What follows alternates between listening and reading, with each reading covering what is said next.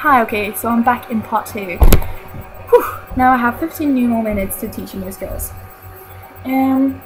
So where was I? So when you're trying to teach the hollow back, you can imagine that they have something, or you can actually put something here, like a ball, a basketball, a football, or whatever, so that they try to squash their shoulders together and to keep the item here. Because if you watch my shoulders, and like most kids will just push up and they'll have their shoulders like completely straight. So that's wrong, because then their body will look like this. So what you're going to try to do is to push their shoulders together, and automatically the back will be rounded, or whatever you call it. So you push your shoulders together and you'll get that round back.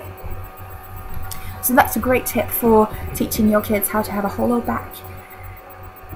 Another way to teach them this is by doing what we call the boat, where you are going to lay with your feet straight, toes pointed, of course, and you're going to tell your kids that imagine that they have 2 oranges, 1 orange and 2 oranges, under their feet. So that means that they will lift up their feet to not squish the oranges, and they'll lift up their feet about that much.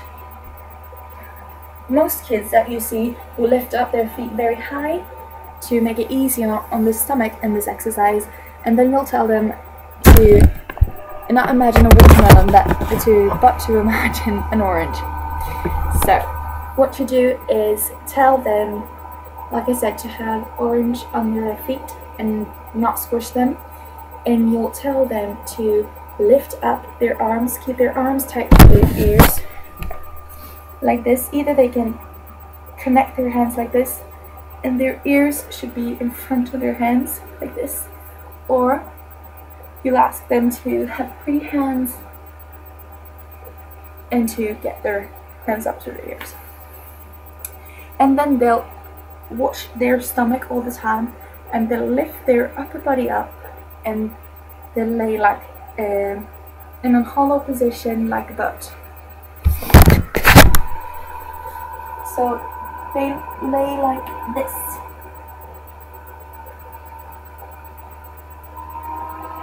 Also, you can add some rocking to this, and this will let them have great both stomach muscles, and it will teach them the hollow position. So it's good in 2 ways: strength and knowledge of your body. And the pike position and the split position, the pike position is actually a position that they do not have as much use of when they're younger, but it's good to know, because when you get older you'll use it pretty frequently, and then it's quite good to already know, if you get me. And the split position is really good because we have that in our competitive series for our youngest kids, that they need to be able to sit in this split position and lay their stomach flat against the ground.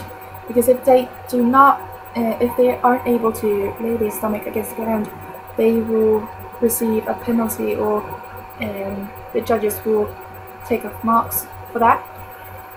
So that's also a great way to get your strips or your hip flexibility a slightly more advanced. So I think, I'm not sure, but I think that was it.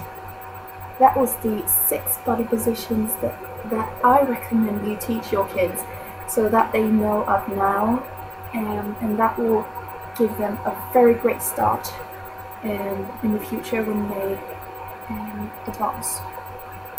So thank you for watching.